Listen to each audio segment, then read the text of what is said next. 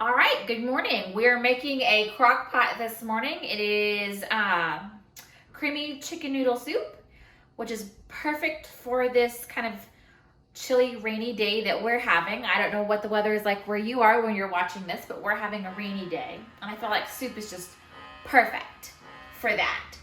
So, ingredients are carrots. I've got 4 carrots here that have been peeled and sliced.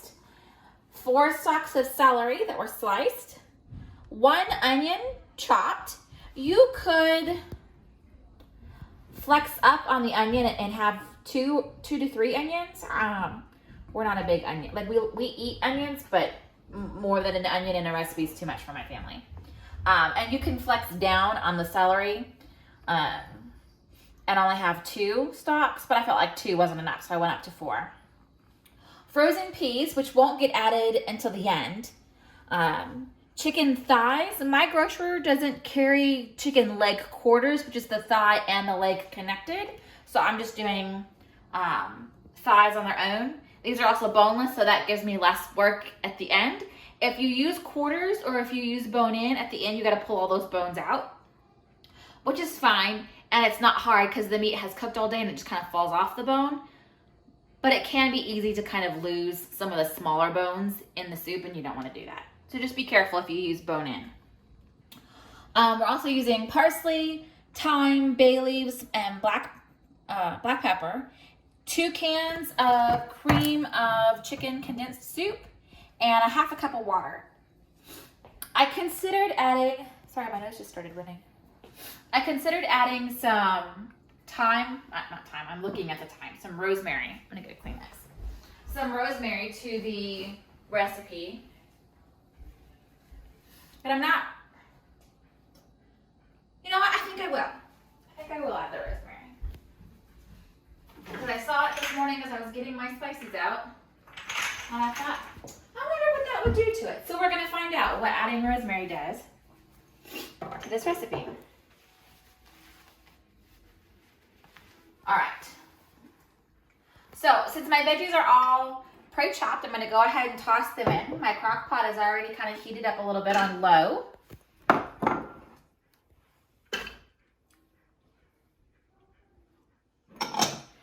And this was my carrots, this is my celery.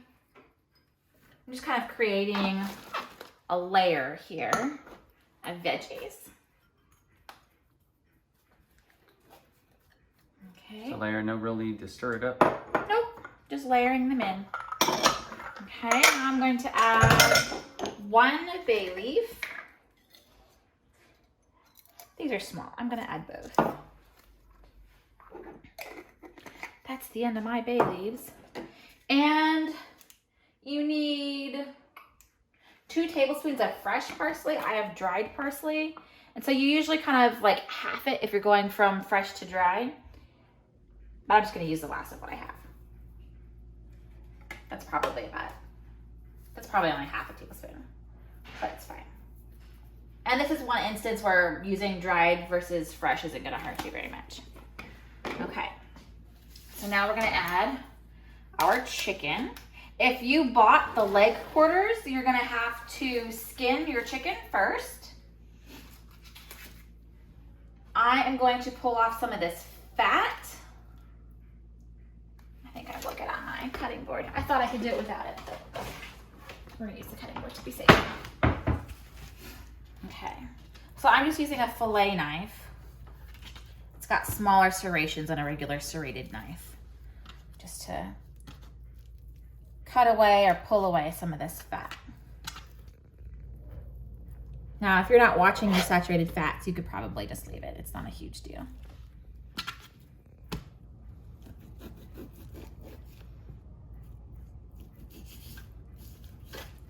As far as, speaking of saturated fats, if you are watching things like fats or carbs or whatever, this is a fairly healthy recipe. The other reason I flex down on onions is that onions tend to be pretty carby. They're one of those veggies that has a lot of carbs. So that's the other reason why I use fewer vegetables. This recipe should fit in your carb limit because it's just meat and veggies. We will cook at the end of the day, when we're ready to sit down and eat dinner, we're going to cook some egg noodles, because that's the noodle part of the chicken noodle soup. And that's really where the bulk of your carbs are going to come from. So the original recipe has you cook the meat and the veggies separately, and then at the end of the day, add in your frozen peas, cook your noodles, and then mix it all up together. What I will do for my portion control is I will not mix the noodles together. I will measure out my serving of noodles and then my serving of soup, and then mix them together in my bowl. That way I can be sure I get the right amount, and I take kind of a lot of the guesswork out of it that way. Because when you're controlling your diet, whatever it is you're controlling, whether it's carbs or calories or saturated fats or whatever, it can get really confusing because cookbooks just say it's so many servings. Most of the time they don't tell you how big a serving is. So it kind of takes a little bit of math and counting and a nutrition calculator sometimes to figure out really what it is you're eating and how much you can eat so that you stay within your doctor's guidelines or your own guidelines if you're just on a diet because you want to be on a diet. So anytime that you can break it down and measure it out, it takes a little bit of that guesswork out, which makes my life easier. I am a hard numbers kind of person. I need hard facts, hard numbers, hard data, and if I can't get that, then I tend to not even try. That's one of the biggest reasons why I didn't work very hard to lose weight in previous attempts, because I didn't have hard data to go by. I didn't know what I was doing. And for someone like me, that can be really overwhelming. And so I just don't do it if it's too overwhelming.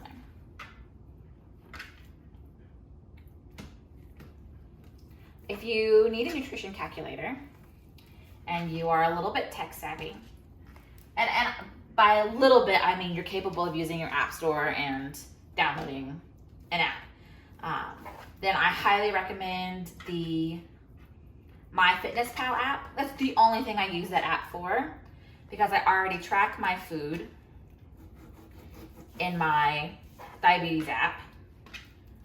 And I already track my exercise on my Fitbit app. So I use the MyFitnessPal app really just for its nutrition calculator. It's the most accurate one I have found. So if you need a nutrition calculator, that's the one I would suggest getting. Other apps I found were like it showed double the amount of carbs or calories or whatever.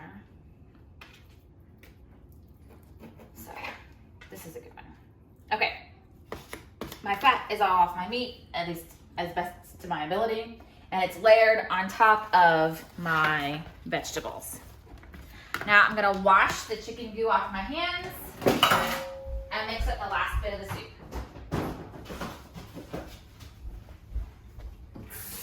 Anytime you handle chicken or eggs or really any kind of meat, wash your hands.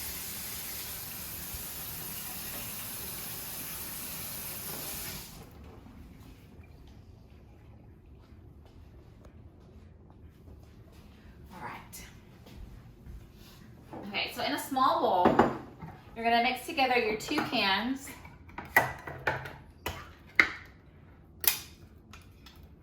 of cream of chicken condensed soup. And I'm using a canning spatula to scoop all this out, because I feel like it's easier to get into the can than a regular spatula is. And I don't want to lose any of that soup to the can.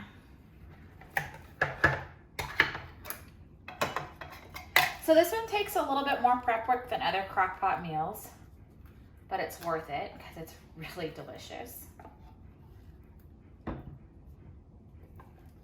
This is one that you can set it and leave after you've got it. You just need to come back to it when it's dinner time to make your noodles and add in your peas. And remove your bones if you use bone-in chicken. Okay.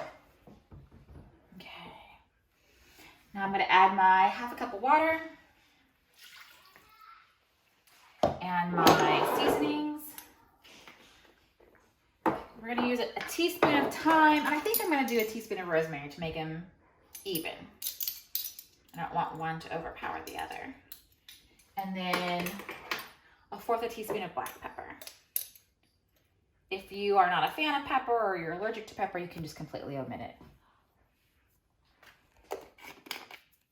It's not a super necessary seasoning for this.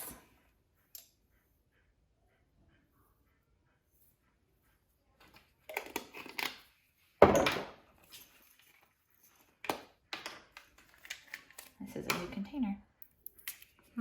I was about to grate it without taking the seal off. You can start to wonder why. I gave it a little turn and it didn't make any noise, and I was curious as to why. Because it's not open. There we go.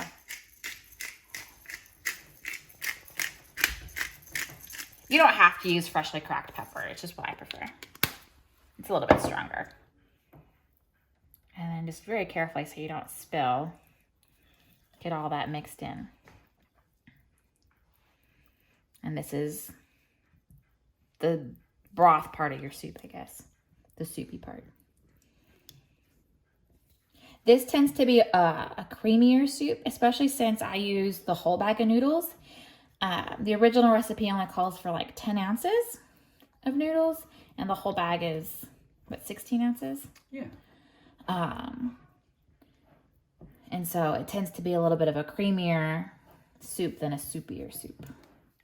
It's not really brothy. Right.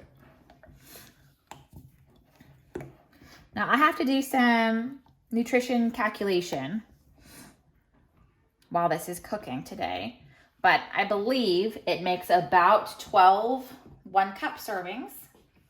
You could do 6 2-cup servings. I feel like that would be a lot, especially once you add the noodles in. So about 12 1-cup servings, and then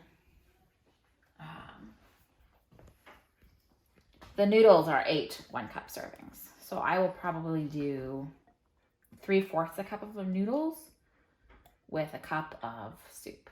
That's probably how I will do it. We'll see when I do the math, if that will actually work out the way I think it will. The longer you do this, the more you kind of get a feel for what you're doing, and the more you kind of intuitively know how big a serving should be and how much you can eat. I know I cannot eat 2 cups of this. It would not, like 6 months ago I could eat 2 cups of this and it would fit in my stomach just fine. Now I could not. I get full a lot faster now than I used to.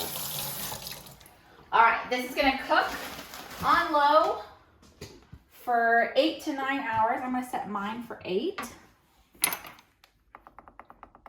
And we will come back in 8 hours and add in our thawed peas and our cooked egg noodles. I'm gonna leave the peas on my counter so they can thaw. Actually, I'm gonna measure out my 1 cup and just leave the 1 cup on my counter to thaw. Yeah, we've learned that if you leave them frozen, it's a little weird. I mean, you can throw them in the microwave and cook them while your noodles are cooking. But I feel like that kind of dries them out. And they get all shriveled.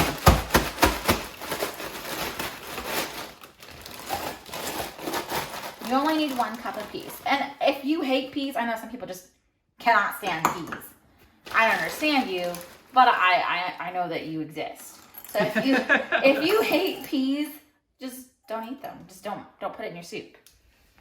I'm a firm believer in cooking what you like and changing recipes to fit your tastes. Like, if you look at my original recipe in the cookbook, I have thyme crossed out because when I started cooking, I hated the taste of thyme. Now I love it, but I used to really just despise it, so I didn't cook with it. All right, so we're gonna let this cook for 8 hours, and we will see you back here in just a couple minutes.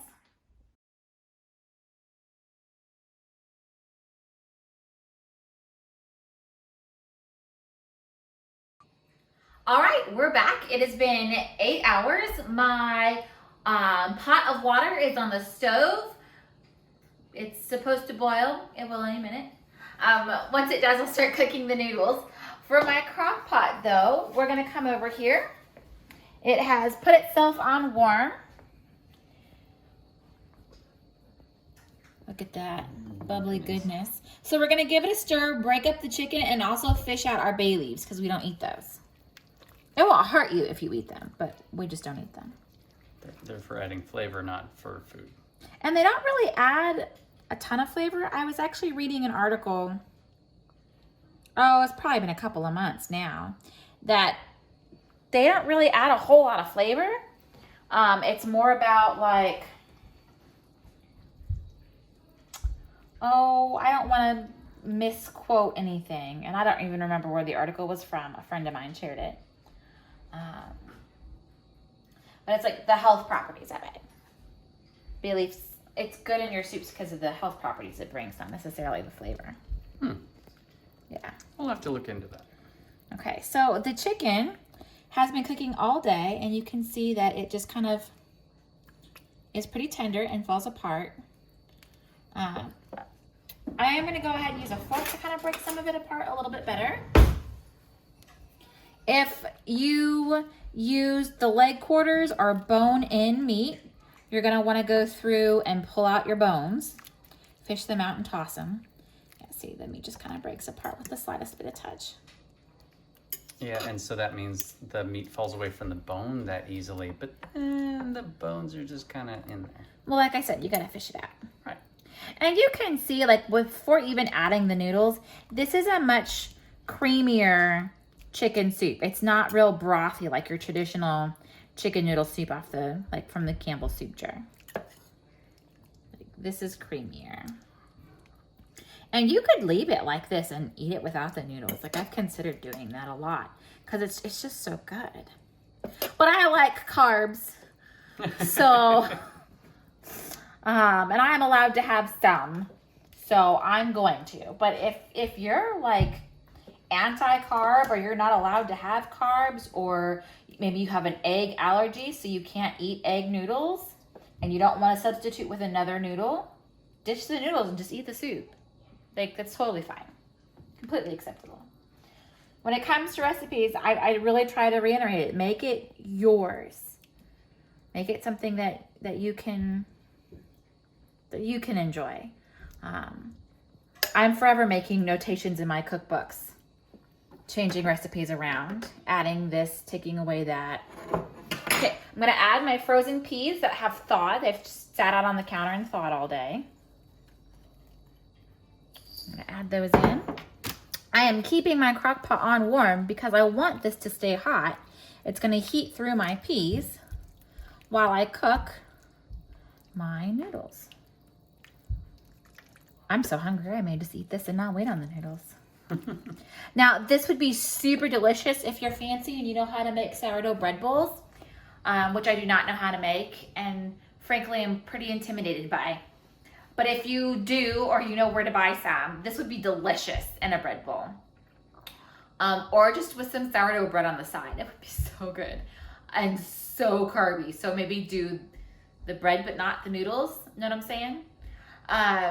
We usually serve this with saltine crackers. We go whole wheat, so they're lower on carbs, but they do still have carbs. Yeah, I did not do the math. Yes, I did. I lied. I did do the math on my nutrition calculator. This on its own, without the noodles, it's about 12 cups, and that makes it 6 grams of carbs per cup. If I have miscalculated on how to measure how much this is, that's going to change, but not by a whole lot. So this on its own, super low carb, 6 grams of carbs. The noodles, I'm going to have a cup of noodles, so that's going to add 40 grams of carbs. So in total, 1 cup of soup, 1 cup of noodles is 2 cups of food. That'll be 46 grams of carbs, which is perfect because my meals are 45 to 60. And that will leave me 15 grams of carbs, well, 14 grams of carbs for dessert. So like half a cup of ice cream, low carb ice cream, or like a pudding cup or a yogurt cup or something will be a perfect dessert for this later. And I'm chatting while I'm waiting for my water to boil. Yeah, it's all good stuff. So my water's on high. I have added salt to it because salt water has a lower boiling temperature, meaning it boils faster. And it's just beginning to boil. I dump in my noodles, and we're gonna cook this for however many minutes it sits on the bag. No, like 7 to 8. 6 to 8. You're so smart. So I like my noodles a little bit more firm, so we're gonna do 6 minutes. So we will be back in 6 minutes. All right.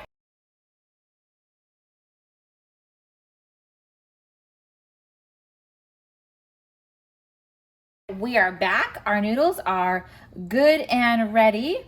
If you're not really sure how to tell if your noodles are done, the best way to do is by taste. I don't recommend doing this if you're cooking for people outside of your family. But if you're just cooking for your family, y'all share germs, so it's totally fine. I keep losing them through my spoon. Blow on it because it's hot. It was just in boiling water. If it's chewy, but not too soft, it's perfect. If it's too soft, well, you've overcooked it. There's nothing you can do about that. You can't go backwards. And I'm about to boil over while I talk. I know, I want to get it on camera. And then if it's crunchy or in any way resistant to being chewed, it's not ready yet. Give it a minute. We'll figure it out. Just cook noodles more often. These are perfect. Yeah. You tend to know after a while of cooking. All right. Pot holders, because your pot's hot. Don't burn your hands. Pour away from your face. See all this steam? You don't want a flash of that in your face. It hurts. So pour away. And I even take breaks from the steam because it kind of billows around your hands. And you could use the full pot holders that cover your hands and you wouldn't have to take breaks like I am. All right. Now, if you don't need to worry about measuring out for nutrition, at this point you would combine your noodles and your soup. Just toss them into the crock pot and stir it all up together. For those of us who have to pay attention to that, have to be concerned about that, we're gonna measure them out. This is the bowl of peas we're in, right? Yeah. Yeah, okay. So, I'm going to do a cup of noodles and a cup of soup, and I'm going to move fast because pasta tends to dry out really fast once it's no longer in its water. And nobody likes dry pasta. Well, that's why we cooked it. Right. Okay, so a cup of noodles. Boom.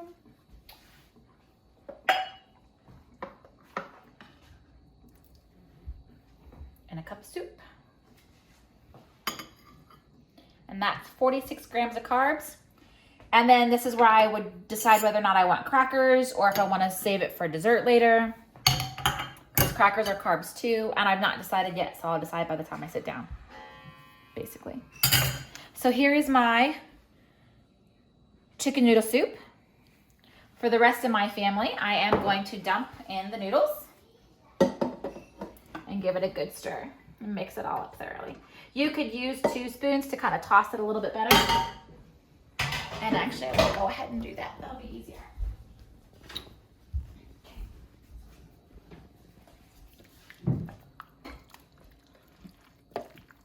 This will feed our family twice, at least. Yeah, if you are one of those families that counts on leftovers and you have a nice good sequence of this day we eat our leftovers, and there's always plenty.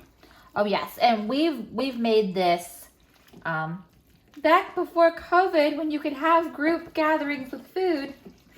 We would make this. I would make this for like I would cook it overnight for church potlucks, or I've made it for other church gatherings in the evening, and this will feed lots of people. Like I said, it's about 12 or so cups of food, and once you add everything all together, it's more than that. So yeah, it's delicious. I'm super hungry, so I'm gonna sit down and eat dinner with my family. I hope you have a wonderful day. If you enjoyed this recipe, please be sure to share it with a friend, subscribe to our YouTube channel, and follow our blog. That way you'll be sure to get all my tips and tricks about meal planning and my favorite foods and all the recipes that I create and share. And we will see you next time.